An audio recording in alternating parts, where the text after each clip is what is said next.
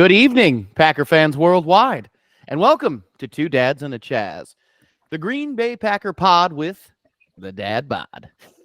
Aside from two missed extra points, the loss of Aaron Jones, and a crazy first play of the game by Keyshawn Nixon for a 35-yard punt return, which ended in a fumble recovery and a flag for unsportsmanlike conduct against an official, which would take the Pack all the way back to their own 8-yard line.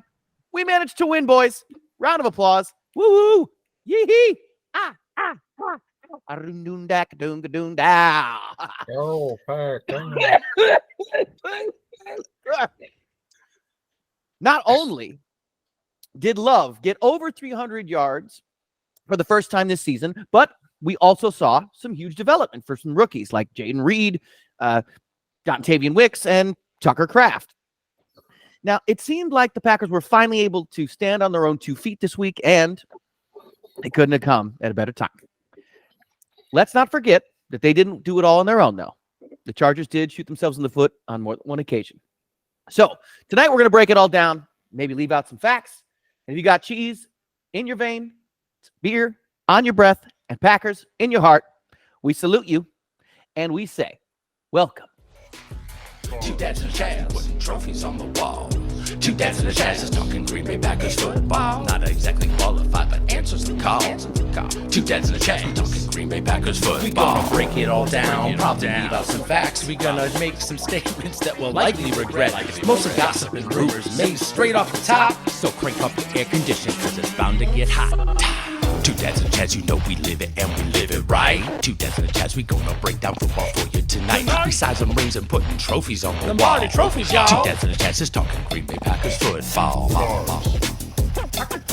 Yeah, we talking Green Bay Packers football.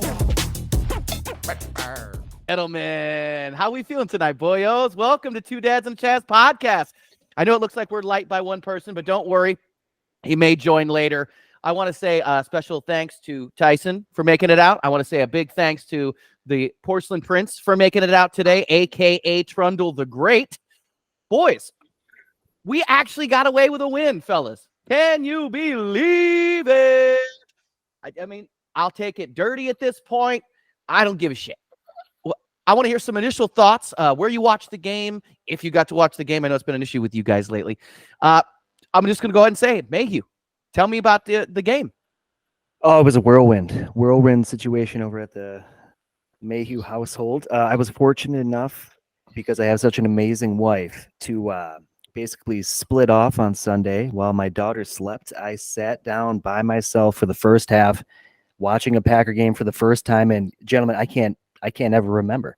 Came away with a couple of things. Number one, the ability to focus in on this team was spectacular, but I found almost instantly that football needs to be shared. Holy fuck. I missed you guys. I missed my family, especially like on a good game like this. Like, that's what it's all about. The camaraderie, that's what makes Packer football great. But initial impressions, Chaz, you hit a lot on the opening here, but yeah, let's just celebrate a win here. You know what I mean? Right? It wasn't pretty necessarily, but I saw a lot of elements of this team that I actually liked quite a bit. The defense for me kind of is what it is, but hey, if you're going to hold anybody to 20 points in this league, I appreciate it. And offensively, Jordan Love, as you said, first quarterback for Green Bay, over 300 yards, not just this year, not just last year, all the way back to week 14 of 2021. Okay, so it's a big moment. It's a big moment. And not only that, this motherfucker hit 10 different receivers with the ball. And that I applaud Matt LaFleur for that. The offense looked like it was what it was supposed to be the entire game. We're playing to all the wide receiver strengths, getting everybody involved. Even the run game, I mean, I'm not going to throw stats out because it is pretty anemic, but it looked pretty decent, right? AJ Dillon ran for like the hardest 29 yards I've ever fucking seen, So it was just a solid day, and Chaz, a win is a win, right? A win is a win. Tyson, did you get to watch, buddy? Was it good? Was it bad? Tell me about it. You know what? I did get to watch. I liked it. I liked it, boys. I thought it was great. We had one of the kids had camp I took him to camp before the game. Was able to hit the store on the way back, grabbed a flank steak and some salmon, threw the salmon on the grill, smoked that baby up, a little bit of cracked pepper and some other goodies on there. And then yeah, I did my I did like a salad with steak on top, and it was really delicious. I had a really nice meal. I was really happy with that. I had time to rest my steak properly and set myself up. So it was great. Then my wife ended up picking up my son halfway through the game, so we watched the first half together. And then I kept the baby, and then it was just me and the baby for the second half, and we had a great time. Cooper and I enjoyed watching the entire throwdown. We were cheering, and it was a good game. I'm really satisfied with the trajectory of our team right now. This is an EQ, it's a V. You know what I mean? We hit a bottom. Now we are heading in a direction of progress. I'm very satisfied with where our offense is and where it's heading. I'm willing to eat some words that I said earlier this year about Coach LaFleur and his ability to game plan or teach young men how to play this game. Hey, I'll admit I'm wrong all the time, guys. That's the best part about being a dad. You get to say, that's my fault, I'm sorry, a lot. And then things just move on and everything's fine. So I'm happy with our team right now. Defense is defense problems. There's pros and cons there, but all in all, this is a game that a month ago we would have lost by 20 points.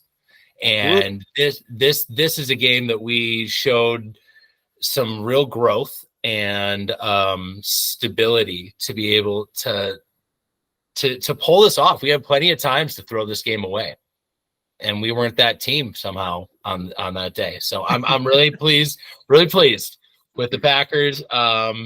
And I mean, we'll break down some of the details as we go through. Absolutely. You got to spend the game with Poopy Koopy? Does he miss his grandpa? He sure does. Everyone misses awesome. Grandpa Chaz. It makes you all so happy. I got to, crazy enough, I had a bunch of either first timers. I converted 3 people. Somebody who only one had ever seen a Packer game before. So this was also somebody's first football game that I had ever actually watched televised. And I got to tell you, they took to it. I had the whole place decked out. I let everybody pick which hat they wanted. I let everybody pick which shirt they wanted. I explained cheese up on D because I only had those little, what were they called, Tyson? The little brie cheeses.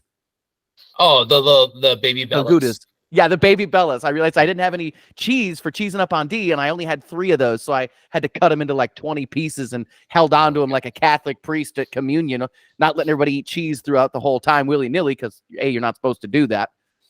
But I got to tell you, they really they took to it. They had a lot of fun. By the end, they we were all shouting "Scary Gary" and "Go Pack Go." So I just had a really amazing time getting to kind of show what it means to be a Packer fan to a bunch of non-Packer fans, if you know what I mean. So shout out to this gal right here. This was her very first football game ever.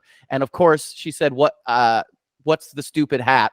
So naturally she had to wear this guy right here. That's right. We made her put the cheese head on, ladies and gentlemen. I think it looks great. You can never call it a stupid hat and expect not to get away with it. Kind of like not showing up for a Packer podcast here at Two Dads and a Chaz. Ty is missing. BD Ty is missing. We haven't figured out the exact reason why yet, but I can guarantee it's definitely not something that's good. I bet it's related to a Quick Trip. I bet he ate something he should have eaten at that Quick Trip like he always does. This guy lives like on gas station food only and like Mountain Dew and cigarettes. This is how he lives. That's just our guy. And he is blowing leaves somewhere in a neighborhood near you. And it's hard to say what he does and where he does it. But yeah. Also, Santa season is coming, and he's been growing that beard out. So I think he's got plans, folks. He's a hustler. This guy never stops working. I agree. Gentlemen, we're going to hop right into it here. Mayhew, I want to ask you right off the bat a question, if I may, if you're open to it. Please. How did you feel about this guy right here? That's right. Number 11, Jayden Reed. Come on, baby. Did he not have a standout game? Like, come on, let's go. Oh my God, the man is electric. And here's something I've kind of realized is like over the past like decade or so of like watching football is there'll be players that will come into the NFL, and I think it takes a moment for them to realize, like, hey, can I play with the big boys? Can I be it? And like Antonio Brown is a perfect example for me. He was like a 5th-round draft pick, comes to Pittsburgh. All of a sudden, a year, 2, he's like, motherfucker, I'm better, I'm faster than all of y'all. Like, confidence is what it takes. This guy had a kind of game where he's like, holy shit, maybe I'm the leader of this team. And Matt LaFleur game plan to get the ball in this guy's hands. And every fucking week, he's like, hey, we got to get the ball in our playmakers' hands. Like, yeah, you actually did it this week. Not just him, but across the board. But no, Jayden is, man, he might be the spark plug of this offense that we've been missing, Chaz, honestly. Tyson, were you excited? Oh, dude, I'm excited. I love what's going on right now. I feel like we finally figured out the proper roles for our wide receivers as we've been like figuring things out week by week. And what doesn't work, first of all. And now we're starting to see what does work. I think that we move away from Christian Watson being the guy that you're scheming this team to operate around. Obviously, you still find ways to get him the ball and have that mismatch take advantage. But yeah, Jayden Reed was an unstoppable force at times in this game. And I just loved seeing the vision that he was running with. It reminded me of Deebo Samuels at times. And like, I just like what I'm seeing out of that kind of player. I think he realized that the number one role in this team, the star role, is up for grabs. So I think he's realized he's ready to take it. Not everything was all sunshine and roses, obviously, because it's a Packer game. We were hit with some pretty large injuries. This guy to be probably number one. We did lose Aaron Jones to a knee injury, which they're saying isn't totally serious. They're saying, at least LaFleur is saying, it's not going to be a season ender. Even if he comes back, who knows if Aaron Jones is ever going to be the same again? You're literally seeing a possible career-ending injury. Mayhew. It is really tough. And these athletes, they know their bodies. And that's why a lot of times when you see those tiers, most times I just assume it's like, okay, ACL, MCL, like you're done for the year. They know it. But as you said, it sounds like it's potentially not too serious. I will say, as far as a player that I will back forever, like, man, you come back when you can, as you can, Aaron Jones, I fucking love you. But the running back group across the board, Chaz, is it's ridiculous here, right? Emmanuel Wilson, that was the one where, do you guys understand what happened? Do you have any updates there? The guy literally was kind of just going out of bounds, turned around, and then I thought he was having like a fucking heart attack or something. I'm like, dude, what is going on? Cart him off the field. AJ Dillon finishes it out, but I mean, it was a really weird day for the running back group. Yeah. Tyson, with Jones going out, can Dillon step up and fill that number one seat, in your opinion? I think he can. I think he's a great player. I think he kind of needs a lot of volume to reach his ultimate form. And I feel like he has we're starting to look like we're figuring out what we need to do on the offensive line to actually use him. But I don't know, man. I don't think you can count Jones out. I mean, really, like I've seen guys have injuries like this where it looks like their career's over. Fucking Randall Cobb spitting up blood, coming up with a microphone bedded in his chest. That guy's back in a month. You know what I mean? Like, you thought that guy was dead, and he's all right.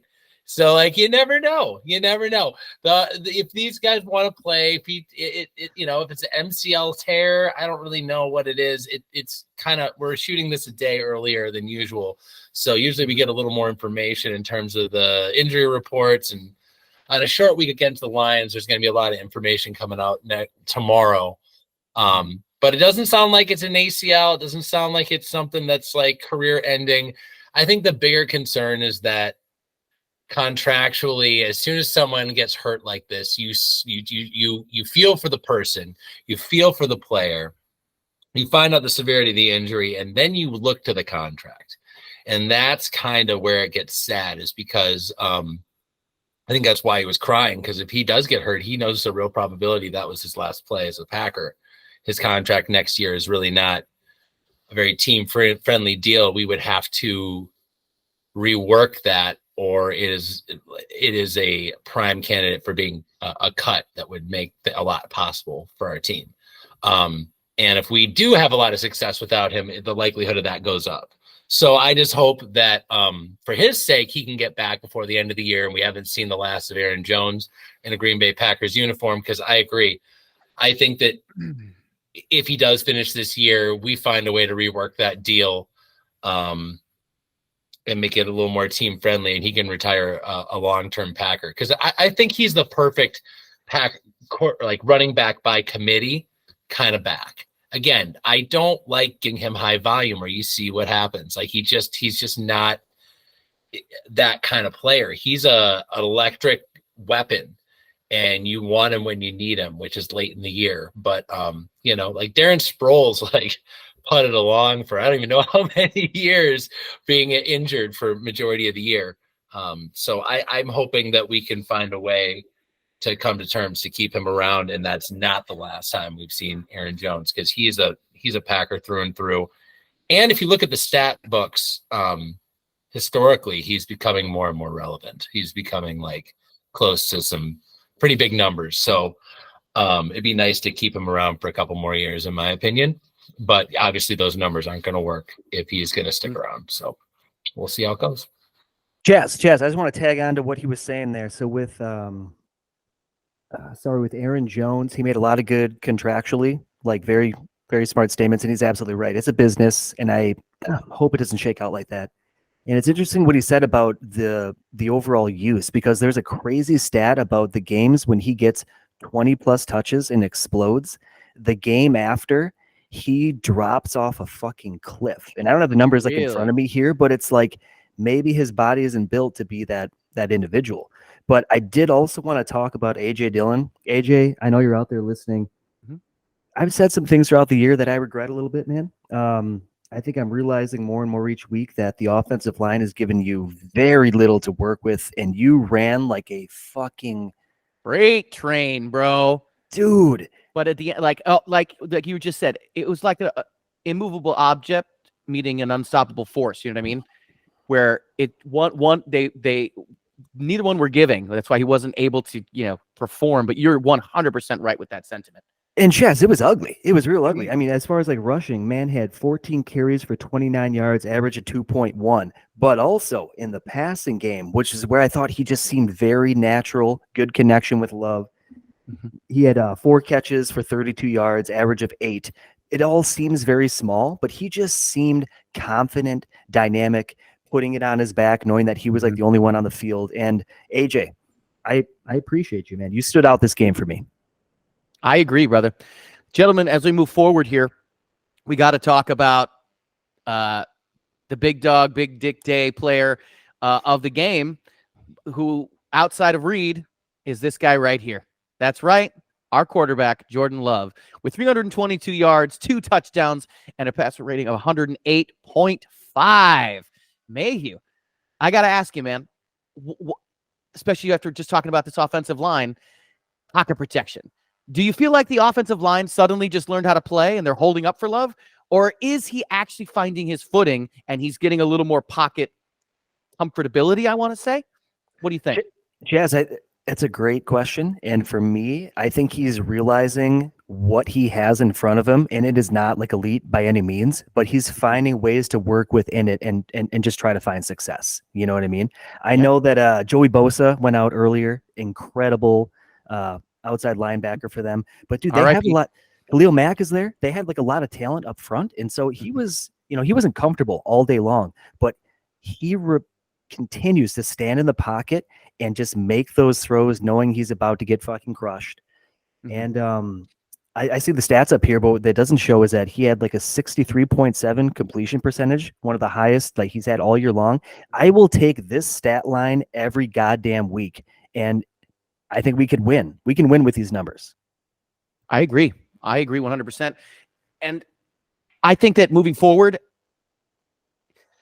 if he can maintain a cool head, a level head, vigilance, as my dad would say, 360, and get that ball out of his hand, stay away from those early season 1 pump, 2 pump, 3 pump sack.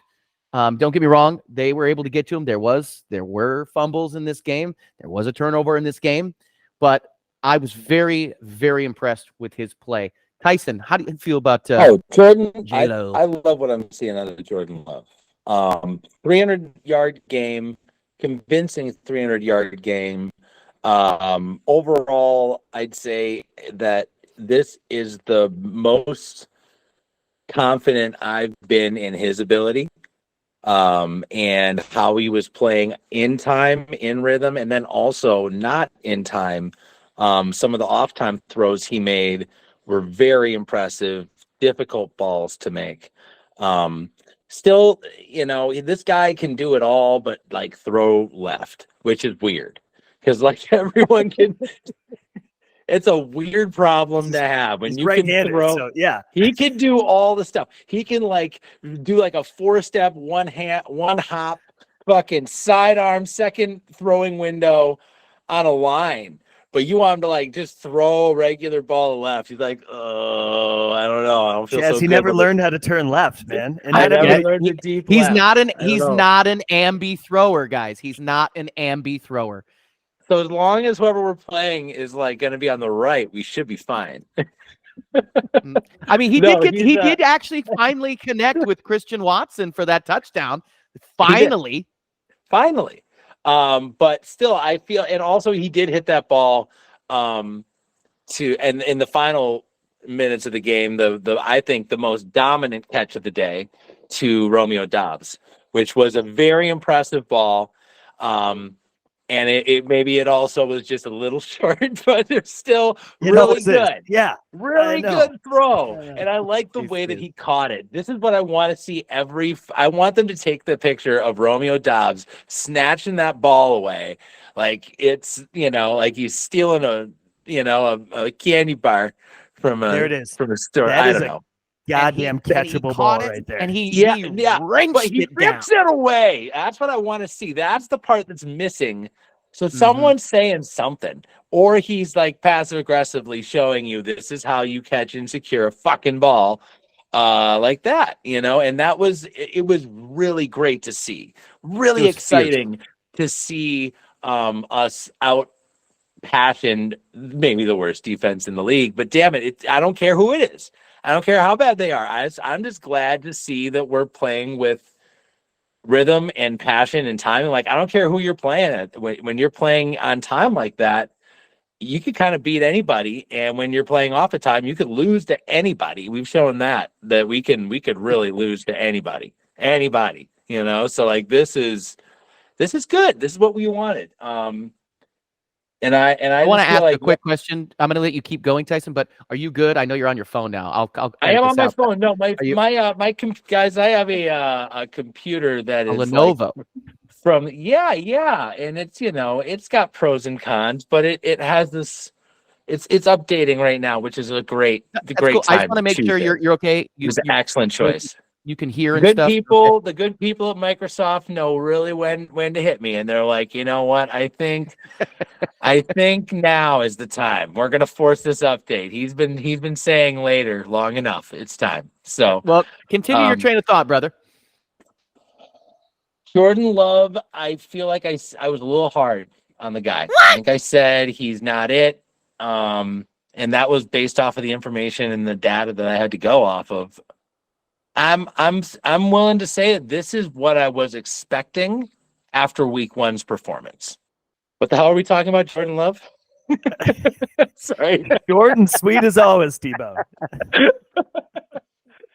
Man, a few words. You ladies got and gentlemen. Man, T-Bone. a few words. Look, so many valid points though. I can't stress enough what he's saying. We're like we basically threw a bunch of things into like a test tube, being like, yeah, Jordan, it's your first year. A bunch of wide receivers and tight ends that are like rookies. Offensive line we thought was going to be better. David Bakhtiari goes down with a running game that's almost non-existent. And if you can make that work, as Tyson said, or at least show us potential, man, I haven't given him enough credit. And he's got a lot to work on. He's got a lot to like polish, but I keep trying to slow myself down. Like, what are we expecting from a guy year one dealing with what he is? The only thing that's holding me back a little bit is I think the competition of who we've been playing has been rather poor.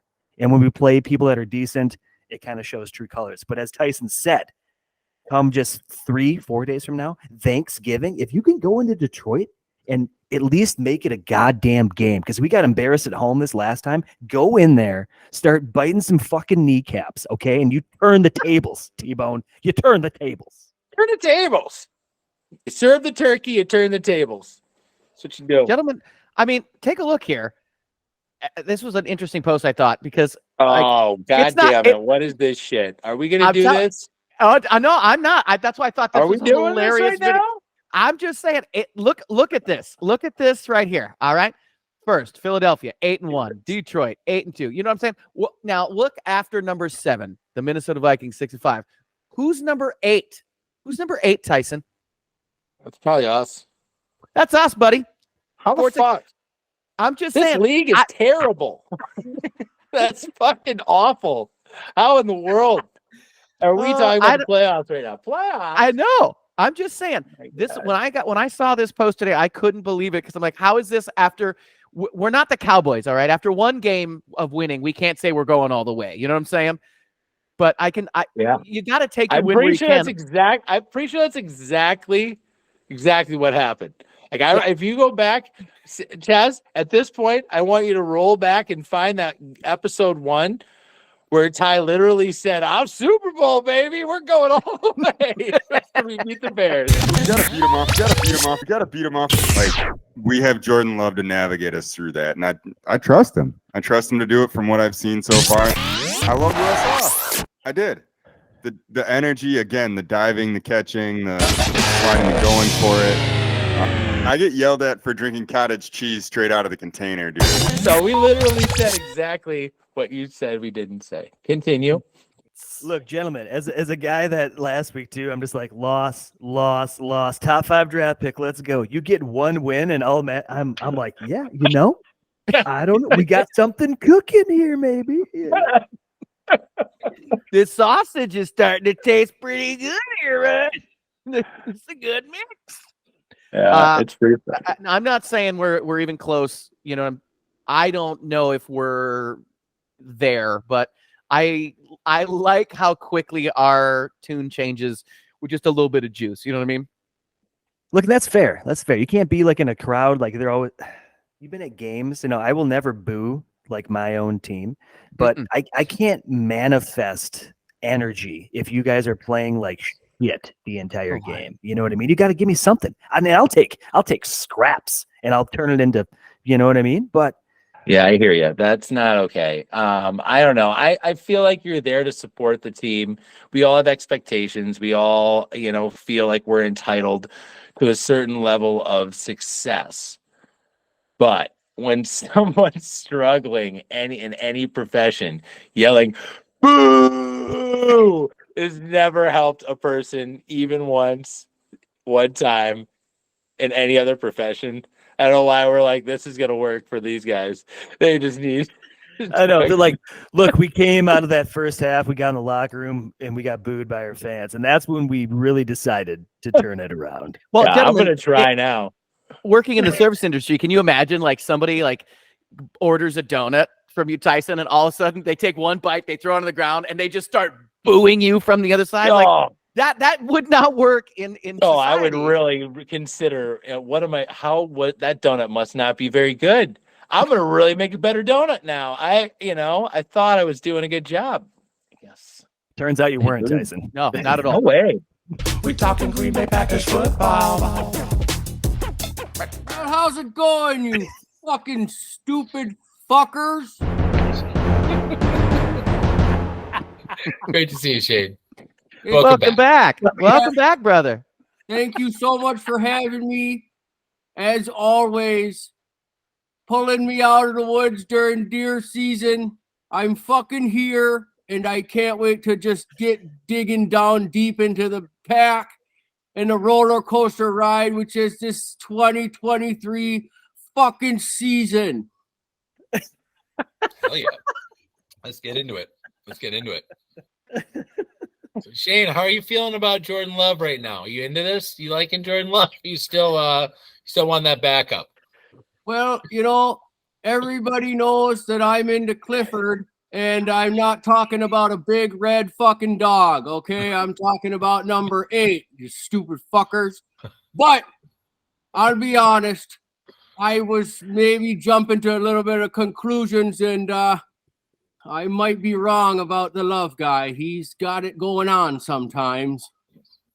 Let's just talk about a couple of things real quick, okay? Yes, sir. Go for it. For one, I am now almost 100%. And the doctors and I were aiming for Thanksgiving to make my full return. And that is still what we got planned, okay? And, another thing is my scapularis is feeling fantastic. And I was able to Good. get rid of this sling and move on to just a simple cast. And if I may, I'd just like to look straight in the camera and right now just say, fuck you, Ryan Eagles fan. You stole so much from me this fall. I can't fucking draw the bow back. And I got too much pride to shoot a crossbow, so I fucking couldn't a damn fucking deer during rut. My arm is ganglier than Larry McCarron's pinky. It's hanging on by a thread. And you have no idea what that does to me. But the support in Shawano has been tremendous. And we've had a lot of different events at the taverns to raise money, GoFundMes that we quickly snubbed out once Lana started sniffing her money grubbing nose around in my pot. Well, I got to hide my GoFundMe money, but we had a couple potlucks, some pull tab draws, a pickle stomp, and all sorts of other things just to raise some money for my new arm. That's grassroots right there. That's exciting. I'm glad you got a good community there in Shawano for you. We actually threw in for a meat raffle in Shawano for Shane to raise money for his recovery. Thank you so much, Chaz. And ostrich meat is usually not very popular, but what you donated did getting purchased, and it did go straight to my funds. Now I will say this, and I'm going to try not to bring Lana back in the picture because she's out, but she is on the payroll. She showed up real fancy the other day. She was shopping down at the Appleton Mall. And I says to her, where'd you get all these fancy clothes? Obviously, I'm paying for everything. I got payments coming out of my wazoo. I got payments on the truck. I got payments on the fucking snowmobile. I got payments on the house. I just need fucking shit. I got payments for that. So I'm paying out my nose for Lana. And she shows up with this space-age spacesuit on. I said, what the fuck is that? She says, it's Lululemon, Shane. I said, what? That looks insanely expensive. Have you ever heard of this shit, Lululemon? It's revolutionized what a female form can look like legally in the street. And that may be in only certain cases because she has this stuff stretched out to the max. I think the military should use this. I can't believe what it can hold back. When she wears it, it's a lot more like Moo Moo Melon. I'll be Shane, what is that you got in your hand there? I see a bag with a lid and some blue liquid. What is that? All right. I thank you for showing off the product. This is actually the Energine bag wine. And I like to slap it around. The bottles are just a little too hazardous for me. I gave up the dick punch. I bought 2 big cases of it. Actually, I bought about 12 cases of it. I got 11 left in the garage. I keep leaving the door open, hoping some high school kids will come by and just fucking steal it all. So, either way, I think I was developing an ulcer from the dick punch. So I gave that up right around the Rams game, and it actually panned out pretty good. So I don't think we're going to be drinking much more dick punch this season. I'll be honest with you. But here I got the bag wine going, and I had this. I'll be honest. I've been consuming a lot of this over the weekend just to stay up in the tree stand. And by the tree stand, I mean my truck that I sit inside of. This is actually, I believe, supposed to be the red wine, but this is the color it came out, and I'm just rolling with it. But this shit got me foaming at the fucking mouth the other day, and I don't know if it's FDA approved. So we're going to have to look into that. We'll talk to our sponsors Pale about guy, that. pale guy. What the fuck? Did you get your dick fixed or what? I heard it was broke, which is hard to believe because that would mean that someone was trying to do something with it, and I don't know if that's ever the case. Oh, Shane. No, everything is fine. And Excellent. that looks like, is that the Midnight Merlot that you're drinking right there? This was called like Radical Rush or something. I don't know. I was reading it quick. I pulled it right out of the box because I don't play like that. You know, I just slap it. Totally understand. We're being sued currently by Energine. It's apparently kind of a big deal. We've misrepresented them. They were upset with a few things that I said, but I mean, Shane, if you're promoting it, let's Yeah, that's who you want. If you are telling me that this is not on the endorsement list currently, I will drop this fucking bag in 2 seconds because I want to be on 100% board with the Two Dads and Chad's product line. He is a brand ambassador, ladies and gentlemen. He is a brand ambassador. Where the fuck Glandex is still 100%. You can get some Glandex. Is ready to roll. Now, Glandex, that's a sharp product that actually works, and I know that from experience, and I don't own a dog. So It's good. by the end of the game, because they ain't scoring no damn touchdowns. Tyson, I got a question for you, buddy. Tell me about Tappy Toes. Well, talk about Tappy Toes Craft Singles. That's right, baby. Yeah, this guy figured out that if you look at him, you're like, that guy's not jumping, but that's when he jumps. That's the thing about him. He could jump. I really liked the athleticism he showed. I like the toughness he showed in this last couple weeks. He's starting to really block well. But really, the main thing is that we aren't misusing our Musgraves. You know what I mean? You don't want to misuse your Musgraves. And what we were doing before, we were taking our Musgraves and misusing them, making them do all this big guy bullshit. And now we got Kraft doing that big guy bullshit and excelling at it like a tight end should. So we can use Musgraves like the tight ends threat he is. We also didn't mention Dontavion Wicks, who is quickly becoming our big play assassin in this fucking offense, dude. This guy is quietly putting up almost 100 yards in 3 massive, huge, important plays. I love that our go-to gotta have it guys are 2 rookies that you didn't expect, in Reed and Wicks. So I'm really excited about the new roles that they've figured out how to use these guys, not forcing the ball to Watson, not making us have all these things based around the idea of Christian Watson being our ultimate threat. I think we have enough talent on this offense that if we spread it out, there's guys open all over the place, and also Jordan Love played with some balls, man. He hung back there a lot. Took some shots, but also like second, third, fourth read, reset. Like, dude, this is like big boy shit he was doing to make a lot of these plays happen. Well, gentlemen, we haven't talked about this defense even once, I'm pretty sure, throughout this entire podcast. Shane, I would love to get your perceptions of this weekend's defense. Holding a pretty profound, offense to 20 points all day. What was your takeaway? Well, that offense had 4 tries to get the ball to go 10 yards, and then our guys would just not let that happen, and then that would be the game of football. So it was happening over and over again, and one team scored points and then the other did, and then one team ended up winning at the end of 60 minutes, and that was just a fantastic game. But I'd like to talk about something real quick. Chaz, did you have mutton chops earlier, or what was going on? Because you look like, honestly, a biker gang member from up there or something tonight. Yeah, I did have chops. They were sticky glued, but they were getting too hot. They're gone now, bub. Sorry about it. Hot is right, Chaz. I almost had to put a post-it note over your square.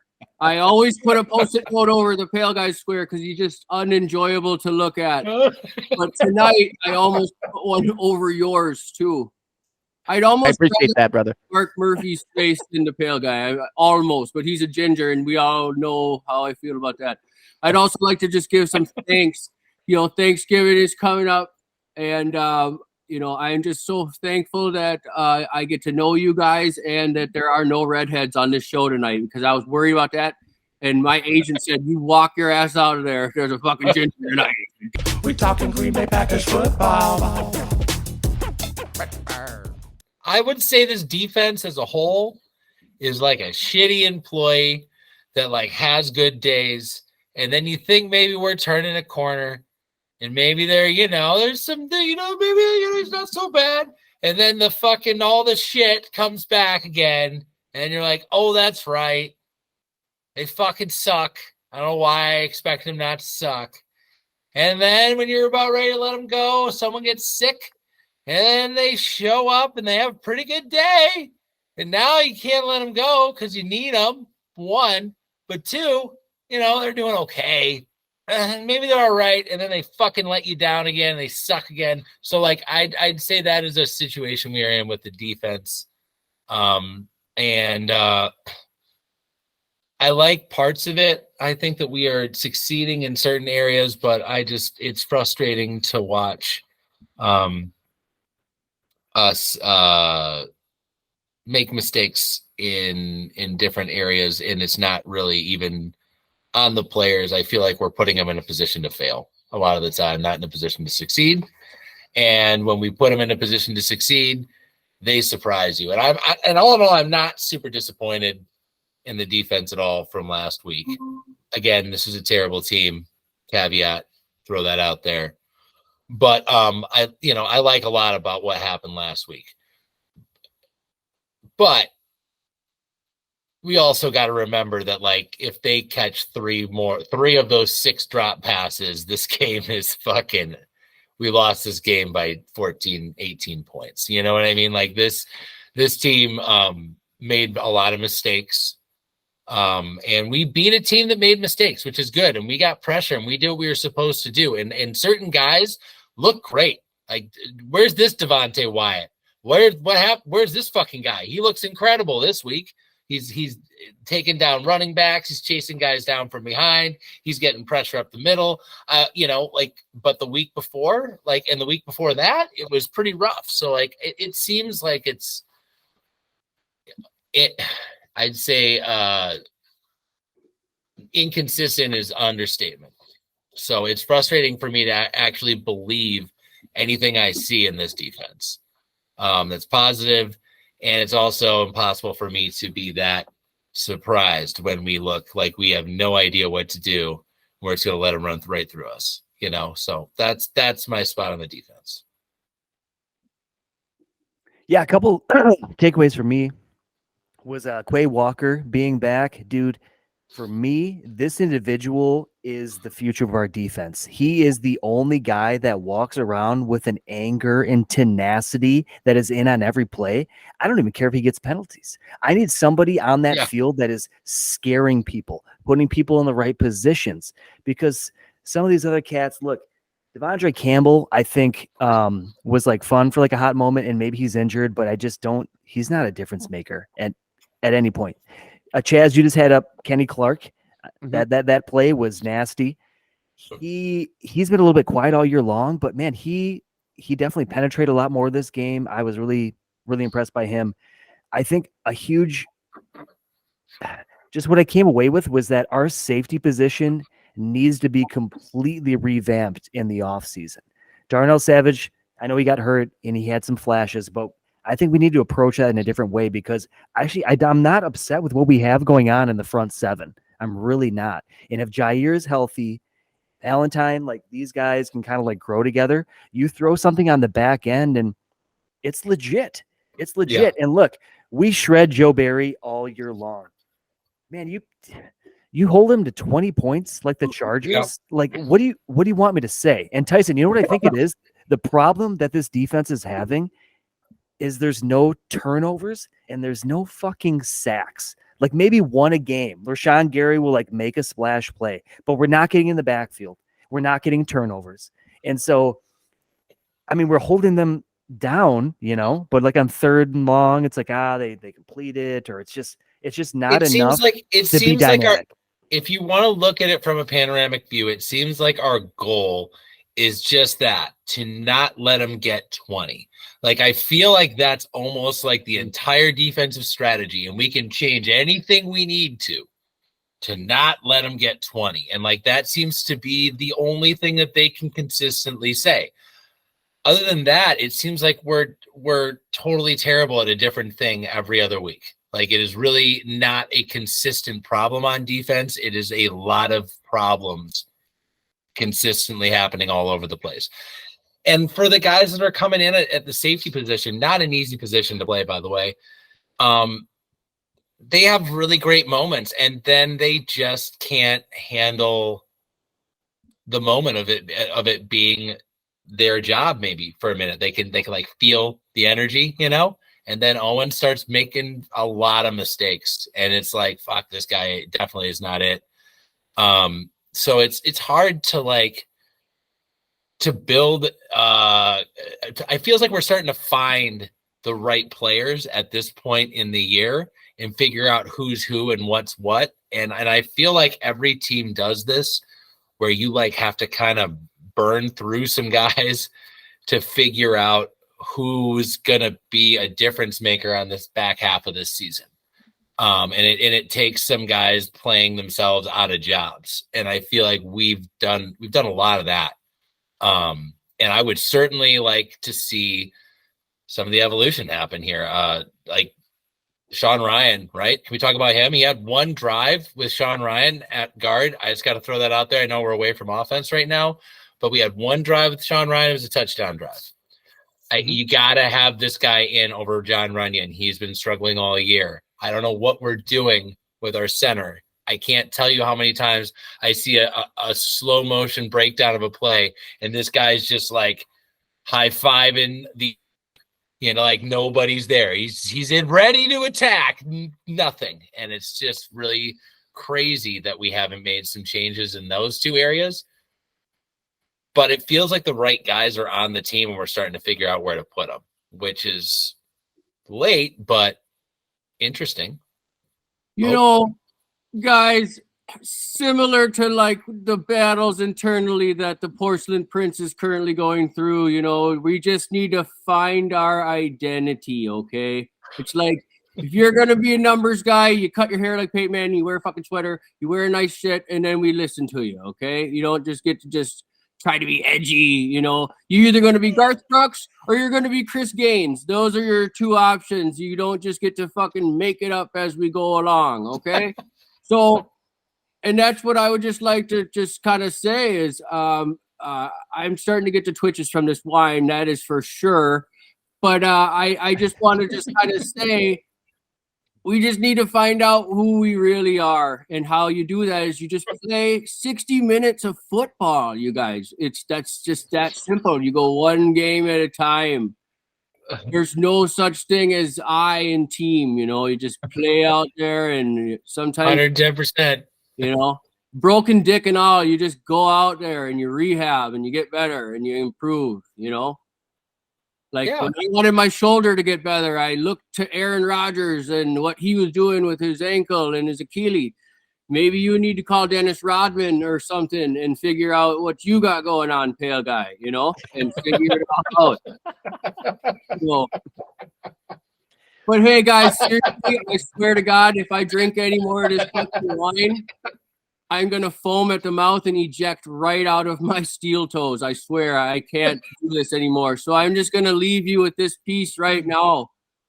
Thanksgiving time's coming up, and it's a special time of year to gather with friends and family and make sure to insult relatives and talk politics at the table, and just have a good time before the police show up. So I would just like to say how thankful I am to be included on this panel. And I love you, dads, but let's get fucking serious. Jazz, buddy, you are honestly something else I've never seen. You are like capturing lightning in a bottle. You are a stallion on the beach that just runs to the fucking dawn of a new day. I just love you so fucking much. And the feeling is mutual, brother. The feeling is mutual. Amazing basket of, all the different Thanksgiving splendor this year. Well, Shane, stay sober. Just kidding. Stay out of jail. And go Pack Go. Thank you so much, Chaz. Go Pack Go and have a fantastic Thanksgiving. Eating a Happy Thanksgiving to you. king-size turkey leg for the Shanester. Bye. Ladies and gentlemen, we'll be back in just a moment with talking about the Lions coming up on 2D and a C. Yeah. We talking Green Bay Packers football. Folks, it's my favorite part of the Packer podcast here at 2D and a C, and that is when we talk nothing but mad shit about our opponent that is probably better than us. Welcome back to Two Dads and a Chaz podcast, the Green Bay Packer pod with the Dad Bod. Remember, we are on almost all of the big platforms now. Also follow us on Instagram, Facebook, all that jazz. Gentlemen, how terrified are you about the fucking Lions game? Well, I'm sorry. I, for one, just want to say that I am excited about talking about this game without Ty here to tell me the same fucking thing he says anytime we talk about the Lions, about how they are always going to turn around at this point and they always fall apart the second half of the season. So I'll just save you guys. That's the take that he would have, and that we don't respect them at all, and they're the Lions and they're cursed, and we're going to kill them, and yada, yada, yada. Continue. A lot of games to play, a lot of football to play. It's early this season. Got a lot. Gentlemen, I am actually very excited about this Thanksgiving Day game because I think we are trending in the right direction. And I think we're about to punch a team in the face that thinks they're better than they are. And maybe this division isn't as locked down as they think it is. Look at them. They played the Bears last weekend, barely got out of that game alive. And God, maybe we have the vigor, Tyson. God damn it, the vigor to fucking show up on Thursday. What are your thoughts?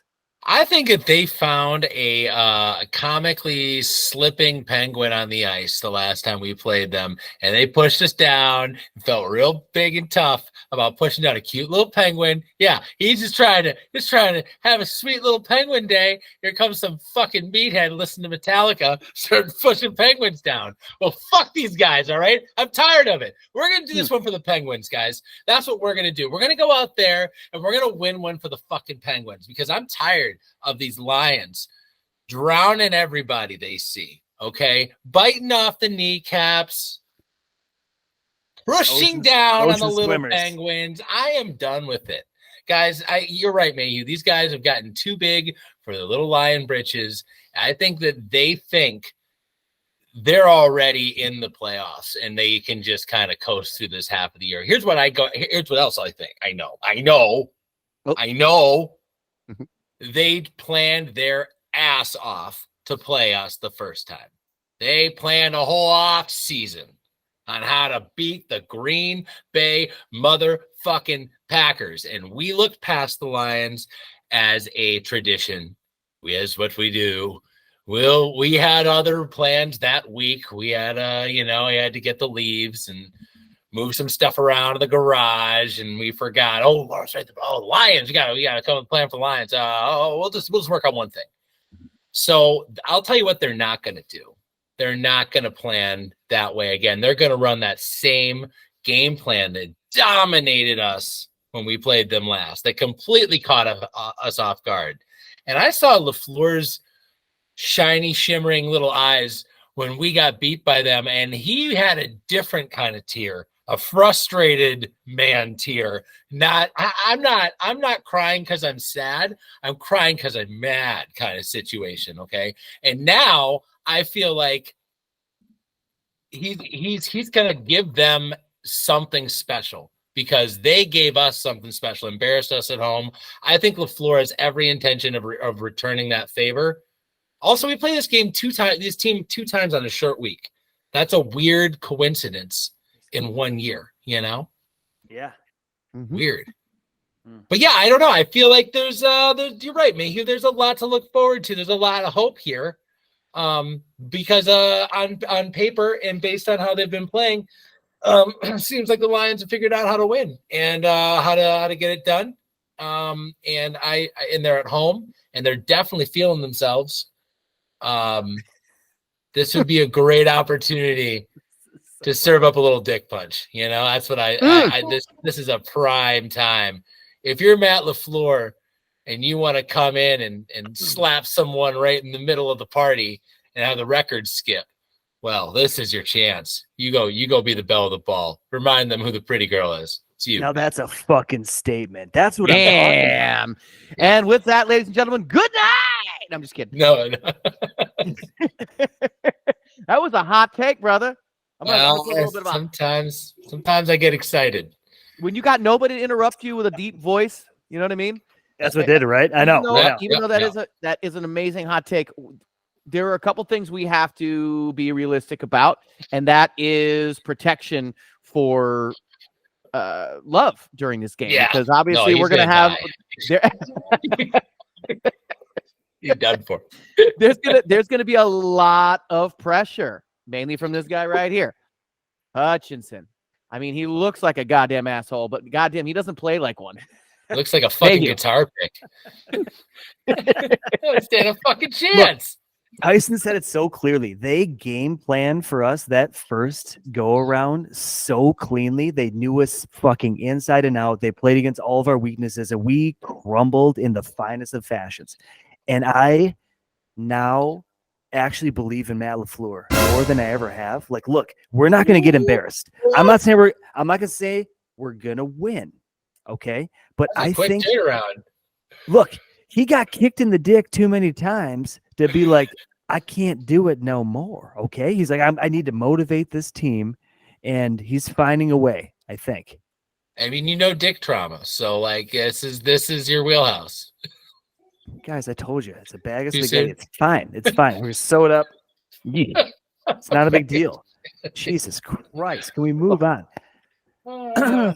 We're all trying.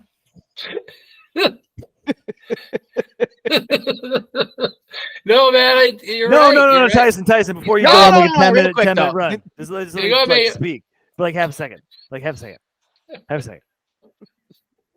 I sincerely think that we are we're a better coach team now. I think we actually hit rock bottom, and Matt LaFleur realized, like, hey, I might lose my job.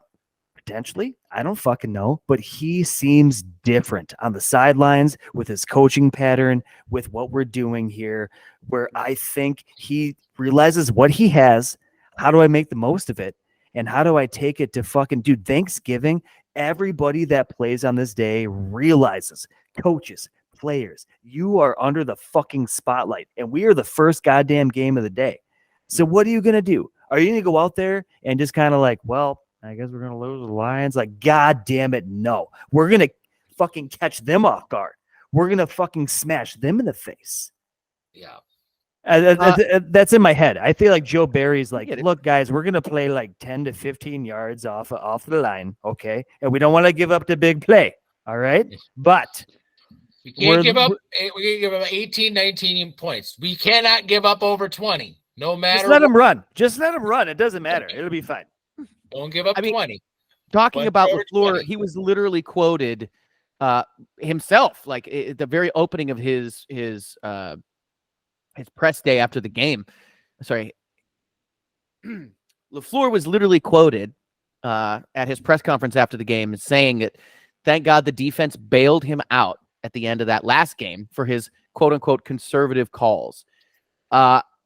And if this is going to be an issue, I don't need to pile that kind of shit on to our already list of burdens that we have to deal with on this Packers football team.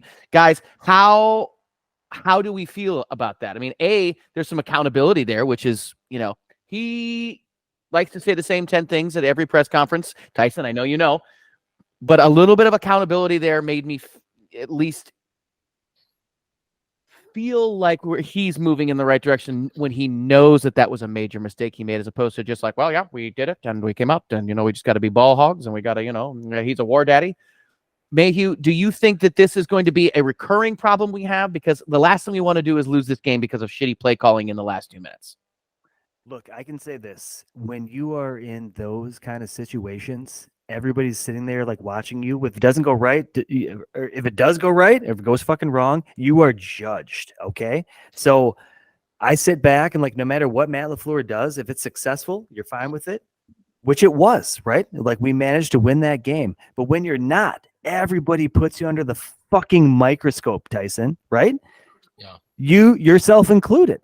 Myself included. Chaz, you were sitting there right there too. I thought he should have been more aggressive because I thought, man, and that was an underlying theme we didn't talk about earlier, was like from the get-go of this game, Jordan Love was throwing the fucking ball like 75% of the time. We were barely running. Just let the guy like sling it. Let's see what we got. Let's see what we got, But then once it comes to like, oh, we could win, we could lose, Matt got a little bit tight. But I don't blame him. Tyson, do you feel differently? I feel like we're not a team that's ready for pressure yet. We are a team that's getting better at managing pressure. It's like a tire that has a certain amount of pressure that it can handle.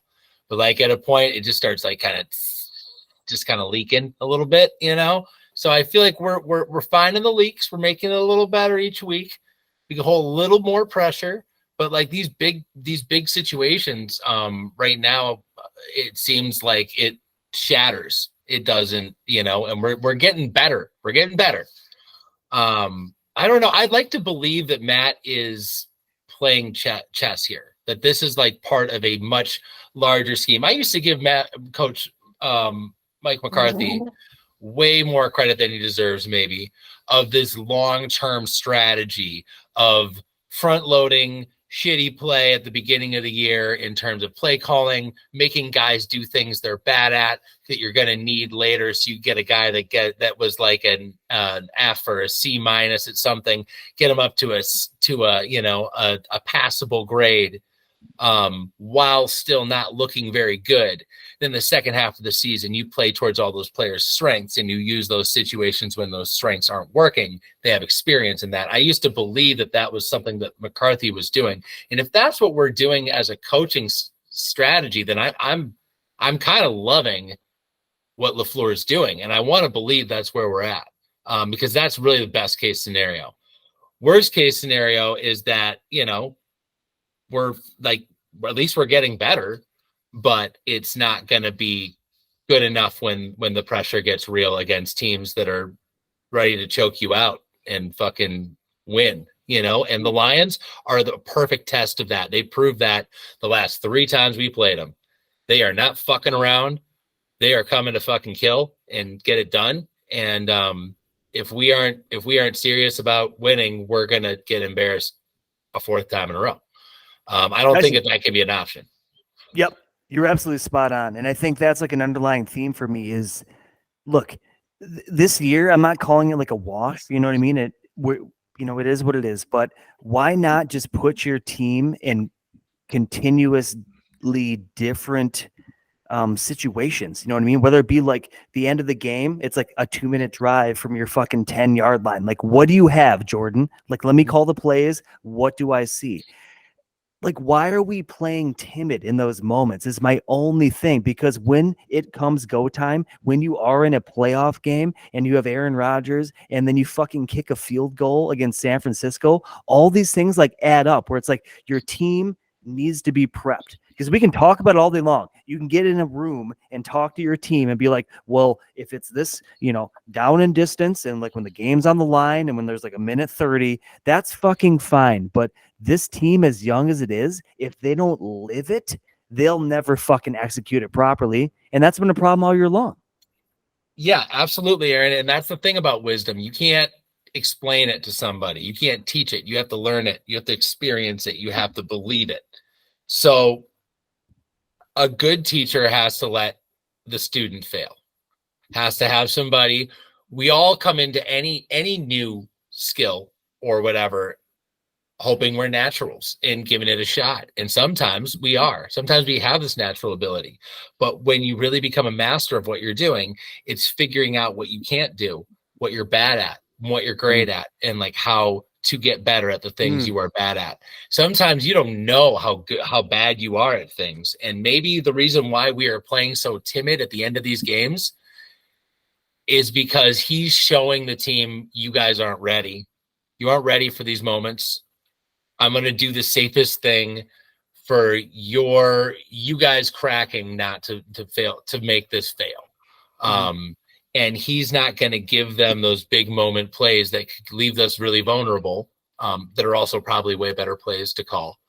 But he's not going to do those until they prove to him that they are in a position that he believes that they will succeed at those plays. It feels like there's also a lot he's throwing at these kids, a lot of different stuff. Our offense is different from week to week to week to week to week. Before we were like, what's our identity? Now I think we kind of have one, and I'm still like seeing new evolutions every single week. I'm seeing a lot of change up. So that's asking a lot of any professional to change what you're doing on a week to week basis. And that's kind of what made a lot the Patriots so great, is that they had that capacity. So maybe that's why we're so timid. I want to believe. Best case scenario, that's why we're timid. Worst case scenario, why we're timid, because our coach is kind of a pussy and can't handle the pressure. That's the bad side. Well, I like either one way better. I like the genius that's willing to like take his lumps and go in front of the thing and blame himself and be like, I'm not throwing anyone under the bus. I got a long plan here. I got a scheme. These kids It's also good parenting. Yeah, they have to learn from their failures, and they aren't going to learn from their failures until they fail. Tyson, I feel like that's fucking lame. The guy gets up there, he does like the standard coach talk. For me, it's on Sunday. What I see is he, again, like we talked about, he hit rock bottom, but he is developing these players better than I thought. Like this last game, look, I think the Chargers, look, Brandon Staley, is that his name? Pretty sure that's his name. That motherfucker is fired, if not at the end of the year, sooner. And this game might have been like the deciding factor.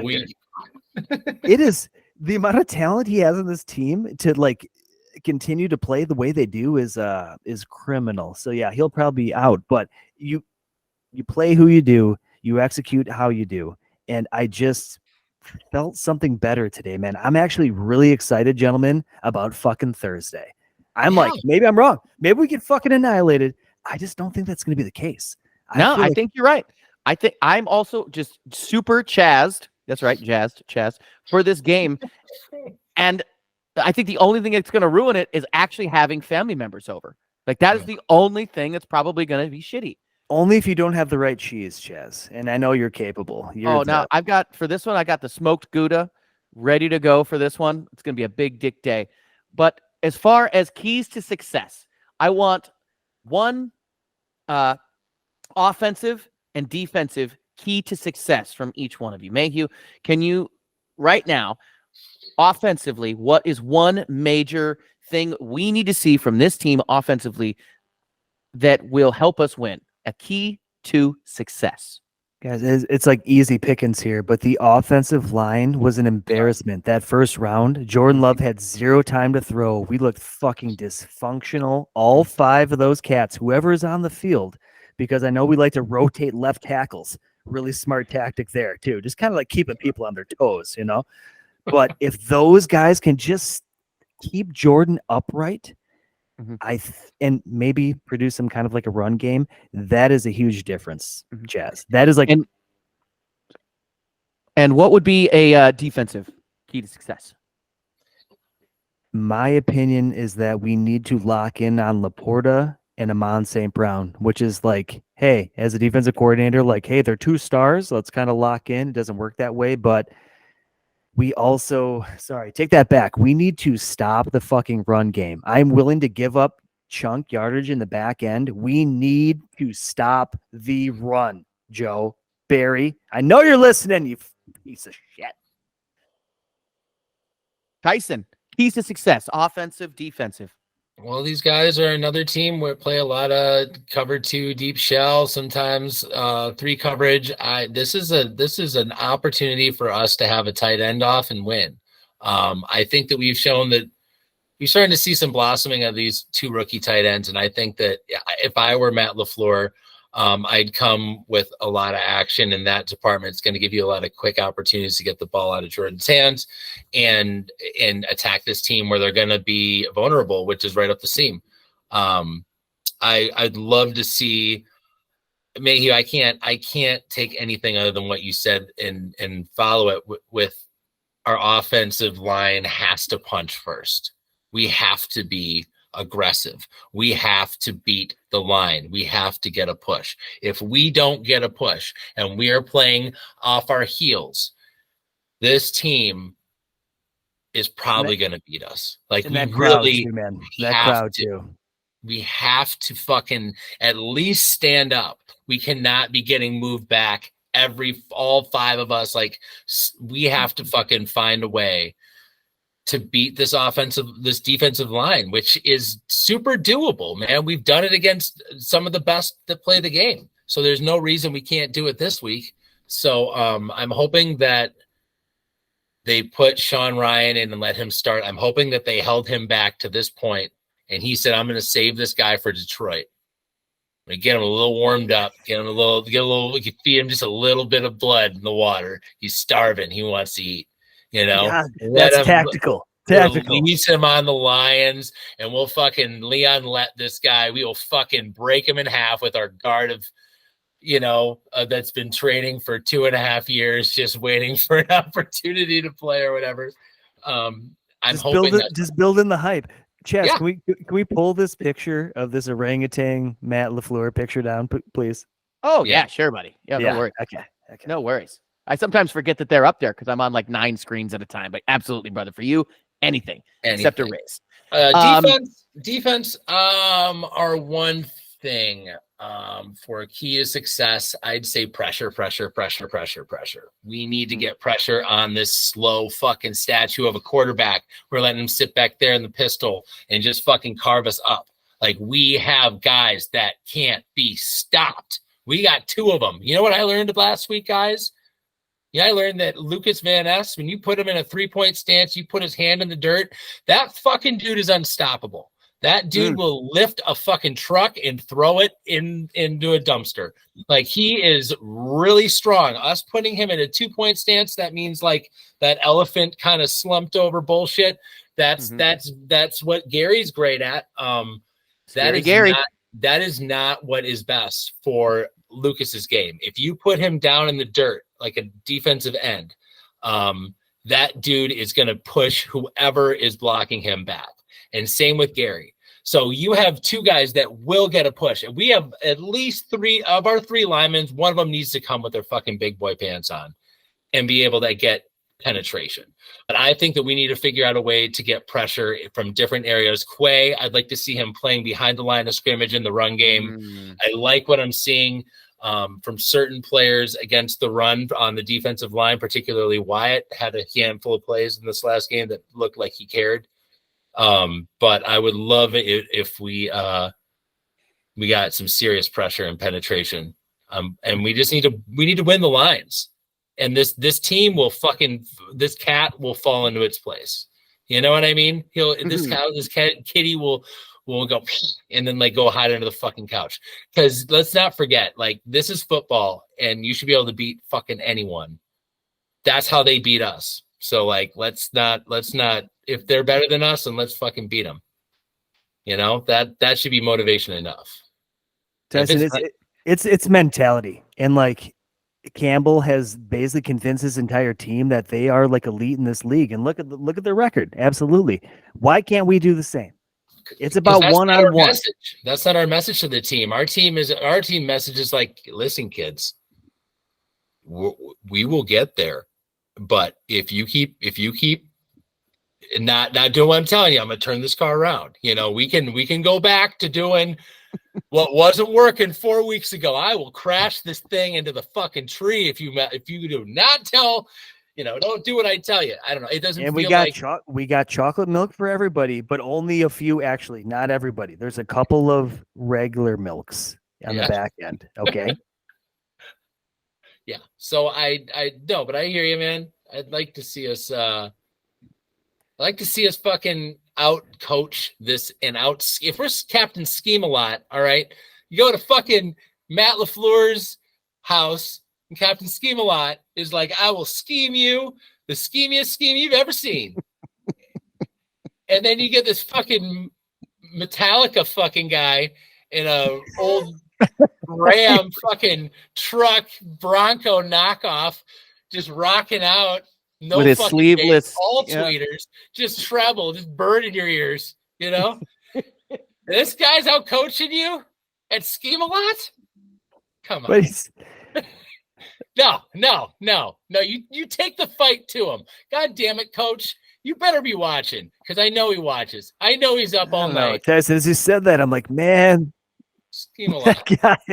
that guy's good at what he does. That's good what he does, though. You know what I mean? Like, you know? he's the stone cold Steve Austin of coaches in the NFL, man. really He's like, I is. drank a beer. He's like, I chasing drank the another door beer. of the cafeteria. Ah, Like fucking, I like him. metal playing, smoke. Before we even get close to doing this here, I just want to close with something nice. It is a holiday game.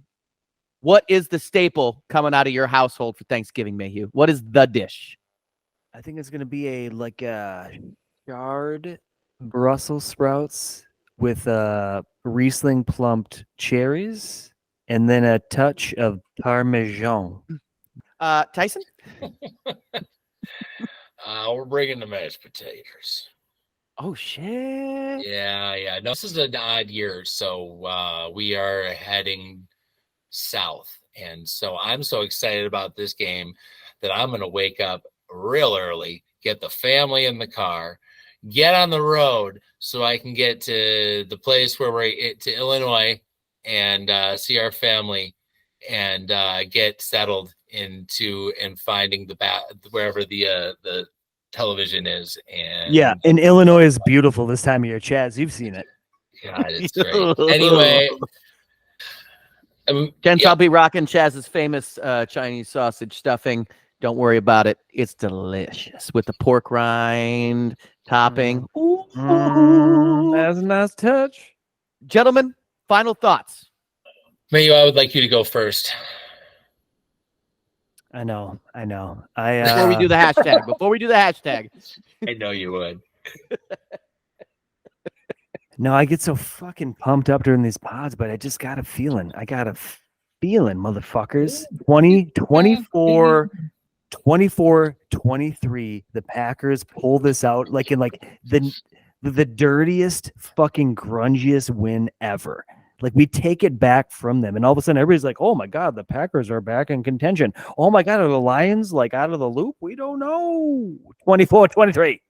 Packers. 24-23. Tyson, give me that score, bud.